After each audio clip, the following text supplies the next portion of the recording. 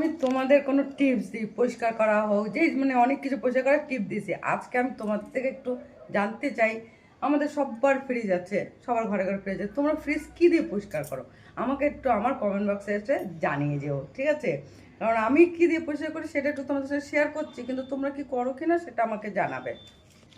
এ দেখো, আমি এই যে জল নিয়েছি, জলের মধ্যে না ভিনিগার দিই। আমি করি এটা দিয়ে, তোমরা কী দিয়ে করো? ভিনিগার দিলাম, এবার খাবার সোডা দিই। কারণ আমি ঠিক বলতে পারবো না এটা কী দিয়ে করে পরিষ্কার, তো আমি এইটা দিয়েই করি মাঝে মাঝে। কারণ ফ্রিজ কিন্তু, আমি আরেকটা কথা বলি তোমাদের, ফ্রিজ কিন্তু সবসময় মানে সপ্তাহ অন্তত একদিন পারলে পরিষ্কার করা খুবই ভালো।